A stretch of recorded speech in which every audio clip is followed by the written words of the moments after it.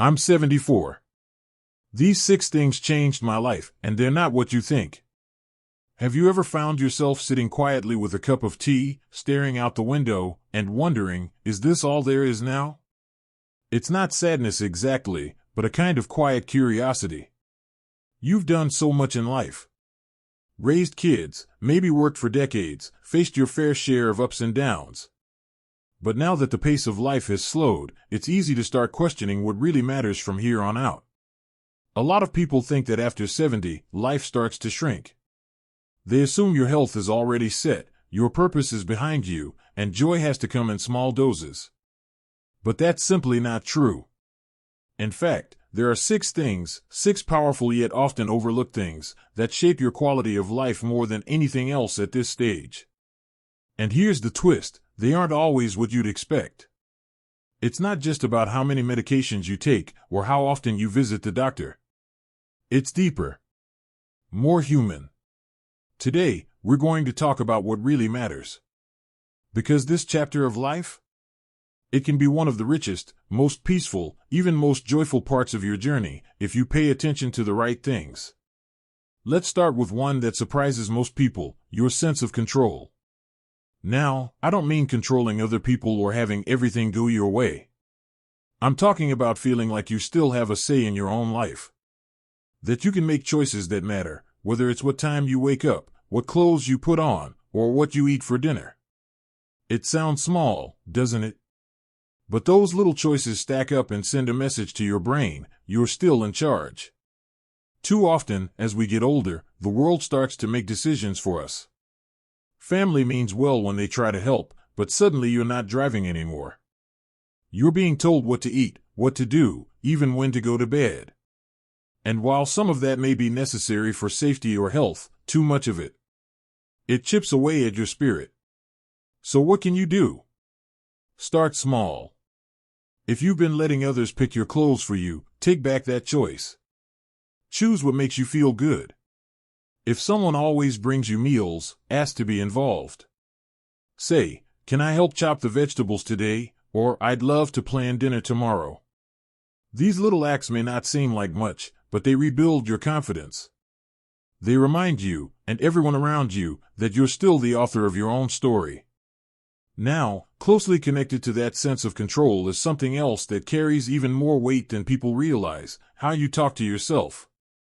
You see, after 70, a lot of the outside noise starts to quiet down. The house is quieter. The phone doesn't ring as often. But the voice in your own head? It gets louder. And if that voice is kind, curious, hopeful, it can carry you through anything. But if that voice turns critical, always pointing out what's gone, what hurts, what you can't do anymore, it starts to drain the joy right out of life. I once met a woman named Margaret. She was 78, had some arthritis in her hands, and had recently moved into a smaller home after her husband passed away. She told me, I'm just a burden now. No one needs me. But when we sat and talked for a while, I learned she used to sew quilts, made the best blueberry muffins you could imagine, and had a wicked sense of humor. That version of her was still in there, but her inner voice had started whispering the wrong things. So I asked her, what would you say to your best friend if she told you she felt like a burden? She said, oh, I'd tell her she's still got so much to give. That we need her. And then it hit her, she needed to start saying those things to herself. The way we speak to ourselves matters. When you drop something and say, I'm so clumsy, pause and ask, would I say that to someone I love? Instead, say, oops. I'll get it. When you forget a word, don't say, I'm losing it. Say, it'll come to me. These shifts are simple, but powerful. They change your inner world, and that changes everything else. And then there's another piece that quietly shapes your days, often without you noticing, how much you laugh. Yes, really. Laughter isn't just about finding something funny. It's about staying open to the unexpected, to joy, to silliness. You know, we spend so many years being serious. Working, raising kids, managing money. And then when we finally have time to relax, we forget how. We forget how to be light. But laughter? It keeps you young. It softens pain. It connects you to others, even if you're laughing at an old memory or a silly dog video on your phone. I met a man in his 80s who said he starts every morning by watching a funny clip, just a minute or two, to get his face smiling. He swore it changed his whole mood for the day. And honestly, I believe him. When was the last time you really laughed? The kind that makes your eyes water a little? If it's been a while, maybe start with something small. Rewatch an old comedy you love. Call that one friend who always makes you chuckle. Let yourself be a little silly. It's good medicine, no prescription needed. So, we've touched on a few powerful things so far: your sense of control, the way you speak to yourself, and the importance of laughter. They might not show up in your medical records, but they have a huge impact on how you feel every single day. And here's the beauty of it: none of these require a gym membership, a strict diet, or a big budget. They start in your mind, in your heart, in your home. They're things you can begin today, even in the next hour if you want to. You see, it's those simple shifts, the ones that happen in your thoughts and in the quiet corners of your day, that build a life that feels good. But there's another piece that's just as important, and maybe even a little more surprising: the variety in your days. Now, I know that sounds simple. But routine can be a double-edged sword, especially as we get older. On the one hand, routines give comfort. They make us feel steady, safe. But too much sameness? It can slowly dull your spark without you even realizing it. Think about it. When every day looks exactly like the one before, time begins to blur. Monday blends into Friday. Before long, whole weeks pass without a single moment that stands out. And the thing is, our brains need newness. They need something to chew on, to be curious about, to respond to. That's not just a nice idea, it's science. Small doses of variety can light up areas of the brain that keep you alert, emotionally balanced, even physically healthier. So what kind of variety are we talking about here? I'm not saying you need to book a cruise or take up hang gliding. It can be tiny. Maybe you take your morning walk on a different street. Sit on the other side of the park. Try a new recipe, or ask a neighbor how they make their soup and give it a go. Even switching up what music you listen to in the morning can lift your spirits. These aren't just distractions. They're gentle nudges that remind your brain, hey, I'm still here. I'm still growing.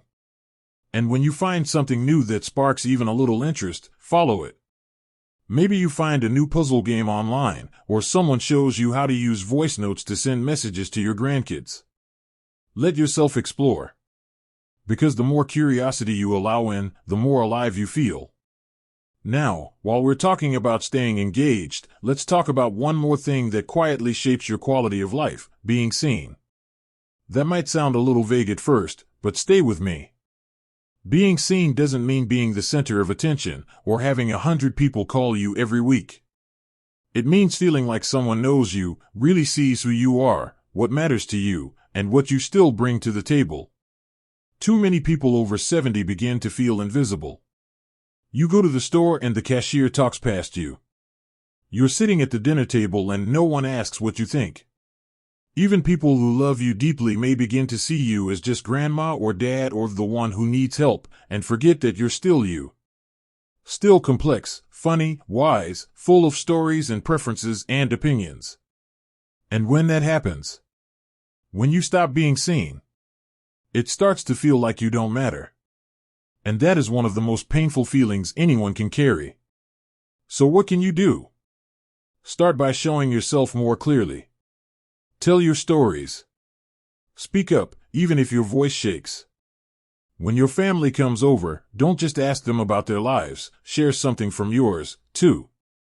Tell them about the first time you rode a bike, or the song that played at your wedding, or that time you burned dinner and pretended it was on purpose. The more you share, the more people connect to the real you, and the more you remind yourself that you still have something to say. And if the people around you aren't listening the way they should, don't be afraid to say, gently, hey, I'd love to tell you something. Sometimes, people just need a nudge. Not because they don't care, but because they're caught up in their own fast-paced lives. But you bring wisdom, calm, and depth, and that deserves to be heard. It's also okay to find new people who see you. It could be a neighbor, a fellow church member, someone you meet in a walking group. Even a weekly phone call with a friend who truly listens can be more nourishing than a dozen shallow conversations. The goal isn't quantity, it's quality. You deserve connection that feels real. When you feel seen, when your days have variety, when you speak kindly to yourself and laugh a little more, you're not just getting through life. You're living it. Fully. And that feeling? That's what keeps you going. That's what gives you energy to wake up each morning with a little more lightness in your chest. Now here's something else that quietly influences your well-being, and you might not expect it. It's not about how fast you can walk or how many vitamins you take. It's about how often you allow yourself to look forward to something. Anticipation. It's like a secret fuel. Remember when you were a kid and you knew your birthday was coming? Or when a friend was visiting, and you'd count down the days? That little flutter in your chest? That sense of something good is coming? That's a kind of hope. And hope, my friend, is ageless. But here's the thing, after a certain age, many people stop planning. They stop looking ahead because they feel like the best parts are behind them. But that's just not true. The best parts don't have to be big. They can be simple. Planning to make your favorite stew on Sunday. Looking forward to sitting in your garden when the flowers bloom. Telling yourself, this Thursday, I'm going to call my cousin and catch up. When you give yourself things to look forward to, even little ones, you bring light into your present moment. You give your heart something to lean into. You remind yourself that life still has surprises waiting. So ask yourself, what's something you could look forward to this week? It doesn't have to be grand. Just meaningful. Maybe you revisit a hobby you once loved, or finally listen to that audiobook everyone's been talking about. Maybe you just plan to take your tea outside instead of at the kitchen table. It all counts. So, as we look at all these little but powerful things, feeling in control, speaking kindly to yourself, finding laughter, bringing variety into your days, and giving yourself something to look forward to, there's one final piece that quietly ties them all together. One that often gets misunderstood or even overlooked as we grow older. And that is, your sense of purpose. Now, I know some people hear the word purpose and think, well, I'm not running a business or raising kids anymore. What purpose do I have now? But that's the thing. Purpose doesn't have to be some grand mission. It's not about making headlines or leaving behind a legacy in stone. It's about waking up and knowing that you matter today. That someone or something in the world is better because you're in it. Your purpose can be quiet, gentle. It can live in your daily actions. Like checking in on a neighbor who's alone. Like teaching your grandchild how to make your famous cornbread. Like sharing wisdom, offering comfort, or just being present. These things matter more than you may realize. Sometimes, your very presence is the calm in someone else's storm. I once met a man named Charles, retired after decades of work, living alone after his wife passed. He said to me, I'm not sure what I'm supposed to do now. So I asked, well, what makes you feel like yourself? He thought for a moment and said, when I'm helping someone. Even something small. And from that point on, he started fixing small things for people in his building. Tightening door handles, changing light bulbs, even walking someone's dog on rainy days. He said it gave him back a sense of rhythm, like his days had a heartbeat again. Your purpose doesn't need to impress anyone. It just needs to light you up, even a little. That feeling of being useful, of bringing warmth or laughter or care into someone else's day, that's where so much joy lives. And let's be honest, after 70, life can start to whisper lies if you're not careful. It can say, you've had your time. You're done. But I'm here to tell you, if you woke up this morning, you still have time. You still have something to offer. Whether it's a story, a hug, a kind word, or just the calm, steady presence that so many people need and never say out loud. You're not done. Not even close. And when you start to recognize that your voice, your choices, your laughter, your hopes, your experiences, they still have power, you begin to live differently. You begin to carry yourself with a little more grace. You start reaching out again. You feel lighter. And that's when quality of life stops being about how many pills you take or how many doctor's appointments you have. It becomes about how many moments you feel truly alive. Now, I know not every day feels like a celebration. There are aches, losses, quiet moments that feel heavy. But the beauty is, even on those days, you can reach for one of these things. Maybe you sit with a warm drink and speak kindly to yourself instead of being hard on your body. Maybe you call someone and just say, "I was thinking of you." Or maybe you put on a piece of music that makes you feel just a little more like you. These aren't fixes. They're reminders. Reminders that life still belongs to you. That you don't have to chase youth to find joy. You don't need to be busy to be important. You don't need perfect health to be happy. What you do need is connection, to yourself, to others, and to what matters most in your heart. Let's take a moment, right now. Wherever you are, maybe sitting in your favorite chair or watching this from the kitchen, take a deep breath in and out. Let your shoulders relax. Let yourself feel proud of how far you've come. Because you've walked through years of change, of growth, of loss, of love. And still, here you are. Still curious. Still listening. Still growing. That in itself is something beautiful. So remember, your quality of life isn't set in stone. It's shaped by small choices, by daily kindnesses, by remembering you're allowed to feel joy, purpose, and connection at any age. If something in this video spoke to you, I'd love to hear about it. Maybe you've had a moment lately where you rediscovered a part of yourself. Or you made a change that brought a little light into your day. Share it in the comments below. You never know who needs to hear it. And if this message warmed your heart even a little, give it a like. It helps us reach more people like you. And don't forget to subscribe for more simple, soul-nourishing conversations like this. You're not alone on this journey. We're in this together. So here's to you. To the strength in your softness. The wisdom in your laugh lines. The stories still waiting to be told. Here's to living your best life, not despite your age, but because of it. You deserve it.